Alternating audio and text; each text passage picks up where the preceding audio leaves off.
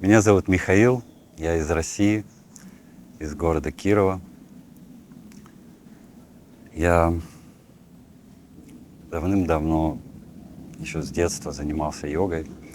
Ну, конечно, нельзя назвать, что это был духовный поиск. Мой духовный поиск начался с жизненной утраты, которая впервые заставила меня обратиться к Богу напрямую. И Бог ответил мне в форме, свойственной Ему, не словами, а в форме пути к Нему. Таким образом, один мой друг поделился со мной книгами Ошо, Бхагаван Шри Раджниша. И буквально с первой строки книги «Горчичное зерно» об изречениях Иисуса все в моей жизни, представления о жизни начали переворачиваться на 180 градусов.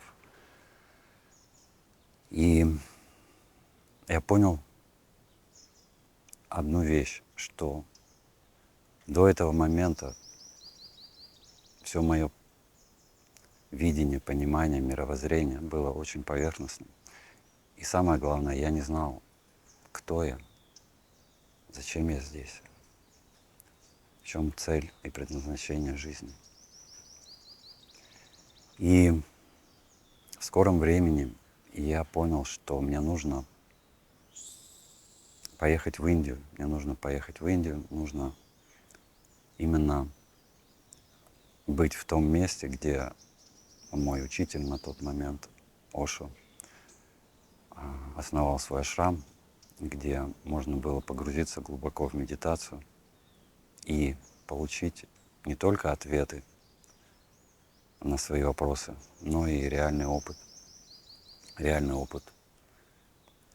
пробуждения. И в 2000 году все случилось. Я оказался в Индии первый раз и попал в ашрам, где мне просто очень-очень-очень понравилось. Я встретил там множество друзей из России, из других стран. И то, что все эти люди были устремлены к одной цели. И основная их цель была познание себя. Это медитация, это любовь, отношение к миру и к другим людям. Совершенно другого уровня. Мы встречались и обнимались, мы улыбались, мы радовались друг другу, что в обычной жизни, в городах у нас редко встречается, даже среди друзей.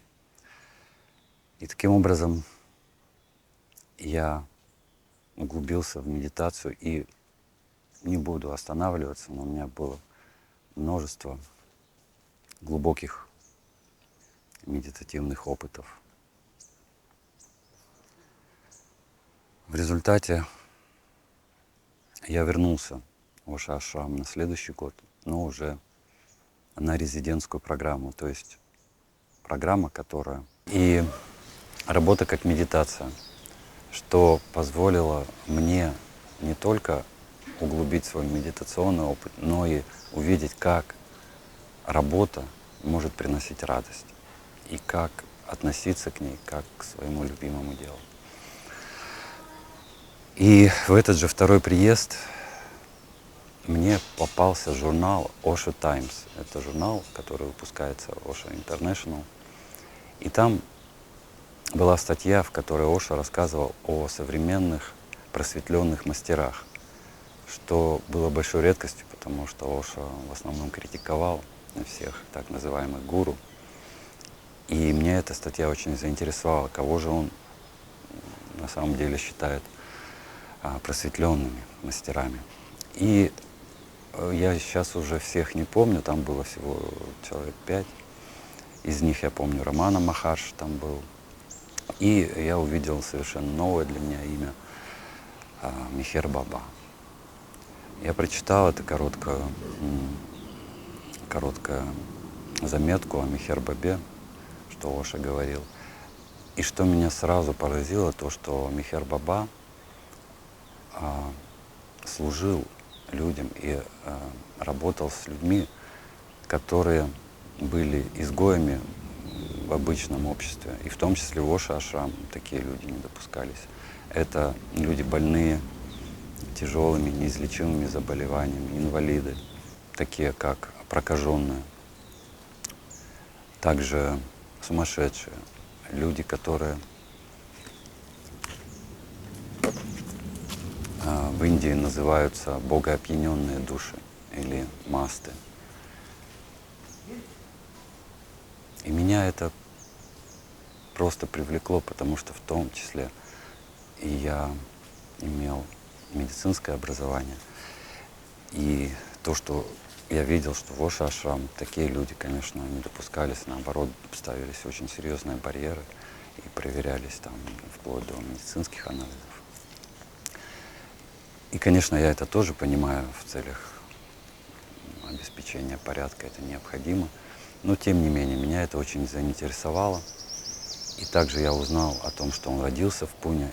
И у меня появилось в сердце вдохновение, намерение поблагодарить этого мастера за его духовную работу.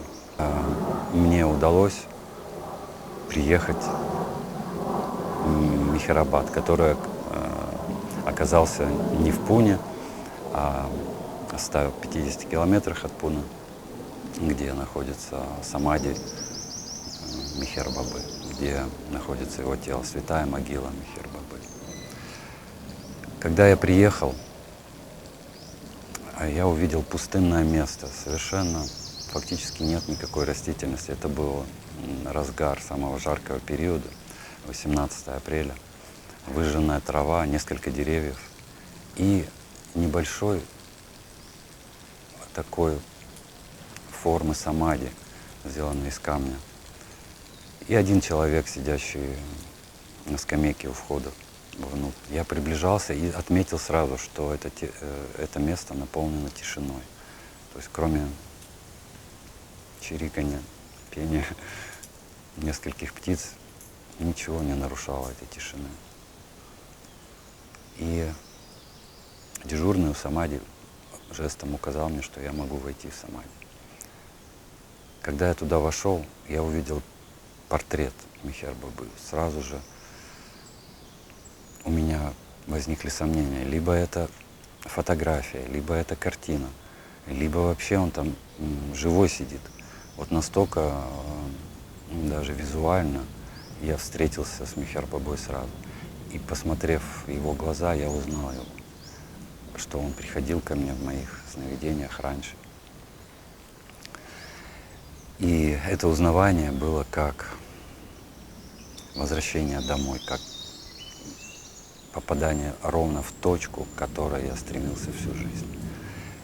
Я сел в самади, тогда еще можно было находиться внутри, и имея опыт и техники медитации, я просто сел, прислушался, наблюдал за своим дыханием.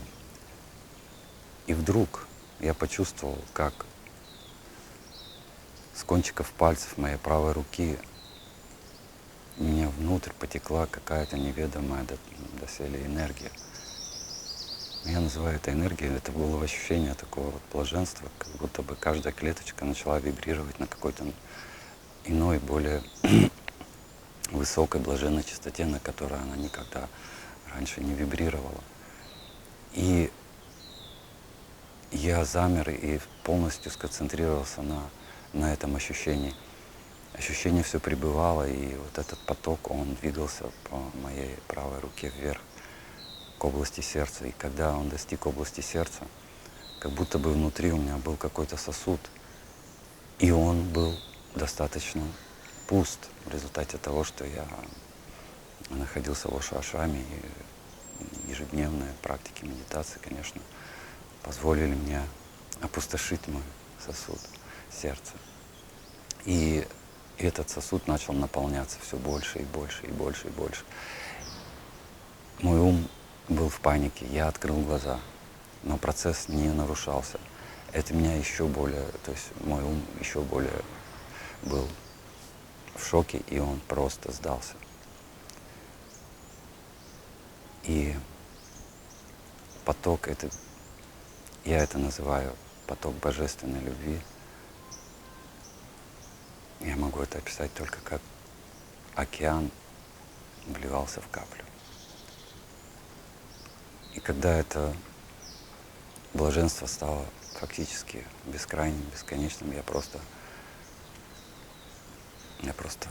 выплыл, вылетел как воздушный шарик из этого самади, я был на вершине. Меня переполняло это чувство, и дежурный мне сказал: Джай Баба дал мне прасад в форме конфетки. А у меня просто не было слов. И было чистое блаженство, чистая любовь, которую я имел до этого только какие-то проблески в самых глубоких медитациях и группах.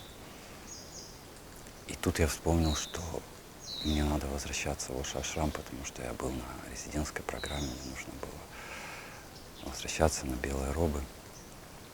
И я увидел то место, которое еще несколько часов назад казалось мне вершиной человеческого сознания, человеческой любви.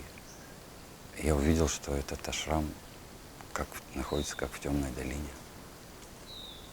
Меня это поразило, но нисколько не расстроило. Я был счастлив, я смеялся без причины. Таким образом, тогда я вернулся в Оша-ашрам. К моему великому удивлению, когда я входил на белые робы, начальник безопасности Оша-ашрама встретил меня у входа в пирамиду намасте и сказал мне: Джай Баба. Я был в шоке.